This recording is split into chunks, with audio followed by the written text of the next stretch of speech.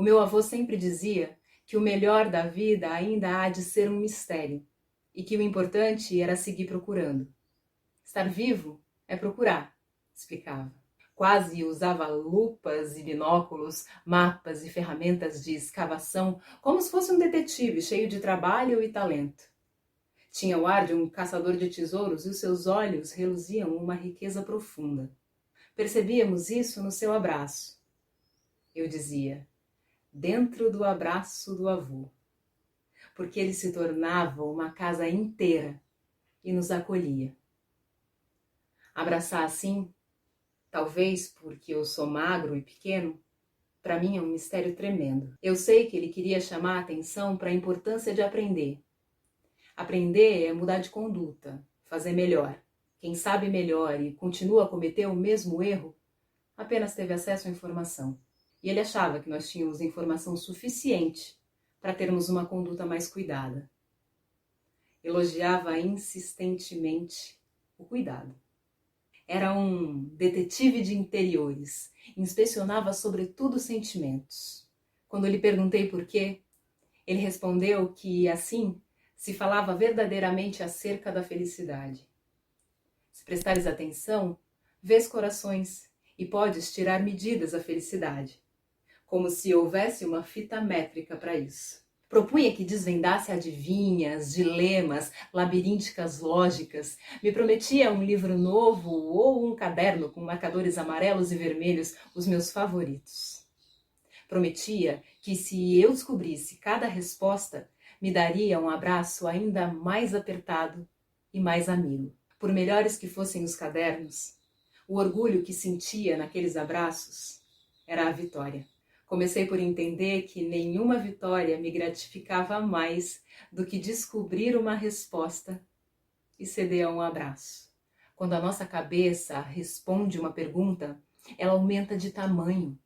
Podemos nos tornar gigantes, cheios de lonjuras por dentro, dimensões distintas, países inteiros de ideias e coisas imaginárias. Eu queria ser sagaz, perspicaz, estar sempre inspirado. O meu avô pedia para que eu não me desiludisse. Quem se desilude, morre por dentro. É urgente estar encantado. O encanto é a única cura possível para a inevitável tristeza. Era fundamental sabermos que ela aconteceria e que implicaria uma força ainda maior. Um dia ele me explicou que eu passaria a ser capaz de colocar as minhas próprias questões, ofício ainda mais difícil do que procurar por respostas. Sozinho, eu seria capaz de criar um mistério até para mim mesmo, como se eu fosse o lado de lá e o lado de cá das coisas.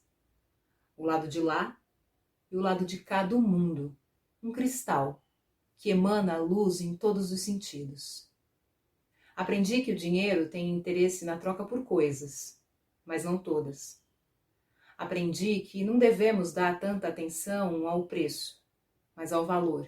Ele acreditava que faltava ao mundo mais coisas sem preço, devido ao grande valor que tinham. Na verdade, quanto maior o valor, mais indecente que sejam vendidas.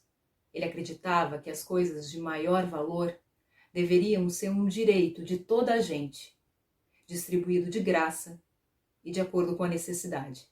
Aprendi também que uma semente aninhada num bocado de algodão úmido pode rebentar num gigantesco pé de feijão.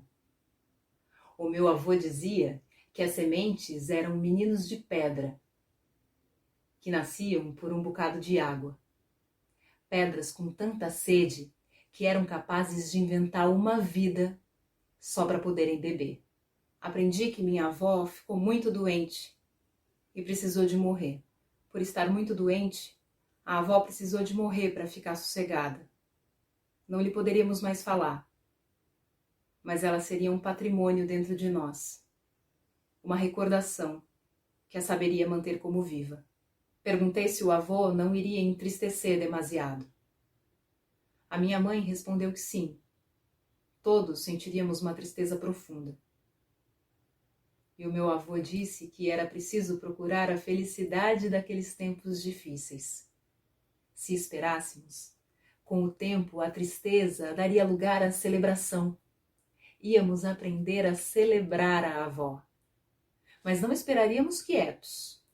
A quietude é uma cerimônia do pensamento, mas logo é fundamental bulir, fazer qualquer coisa. Passeávamos repetindo o nome das coisas que havia no caminho.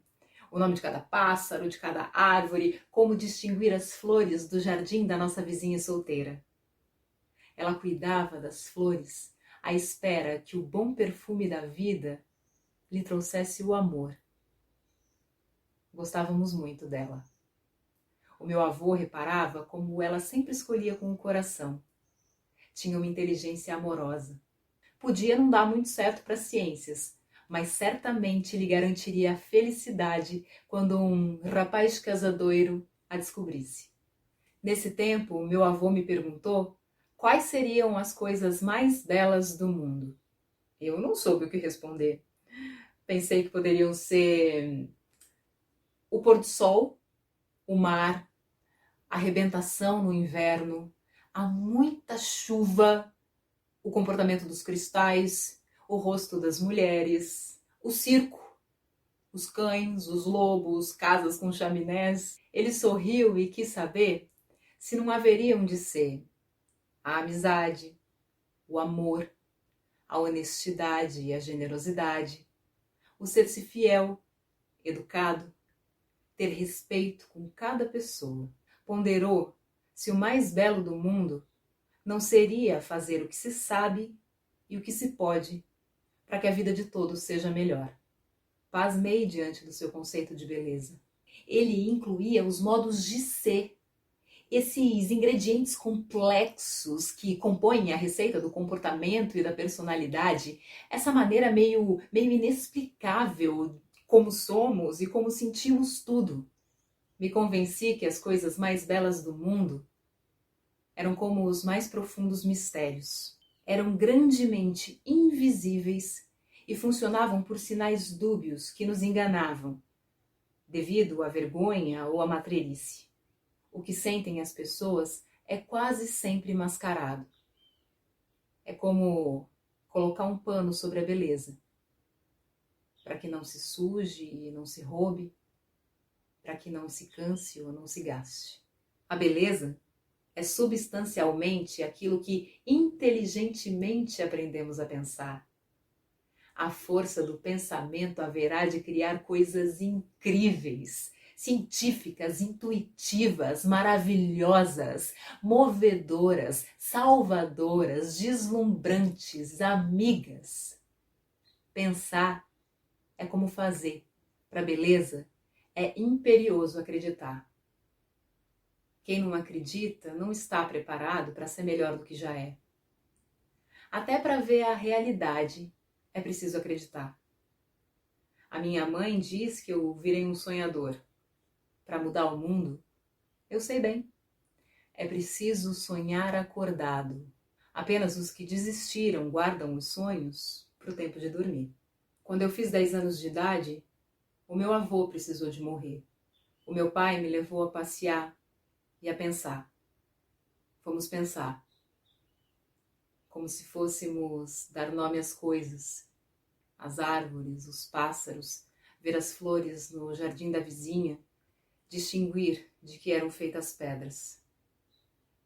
Mas isso eu já aprendera e não haveria de esquecer. Eu disse, talvez eu não tenha aprendido nada, porque me custa mudar de conduta. Eu só quero chorar, pai. O meu pai respondeu que o avô sempre estivera feliz comigo, mas envelhecera muito, cansara-se, e morrer era como deixar-se descansar. Eu senti que o seu sossego era do tamanho da nossa solidão. Depois acrescentei, há uma felicidade para os tempos difíceis. Sei que é importante continuar procurando. Eu não estou seguro de ter compreendido a beleza, mas prestarei atenção com todo cuidado. Jurei acreditar. Acreditei sempre, mesmo antes de saber quanto. Puseram o meu avô debaixo de flores. como se ele fosse solteiro e esperasse pelo amor. Senti ter ficado do lado de fora do abraço, como se a casa tivesse sido levada com o temporal e eu tivesse ficado irremediavelmente desabrigado, fora do abraço do avô.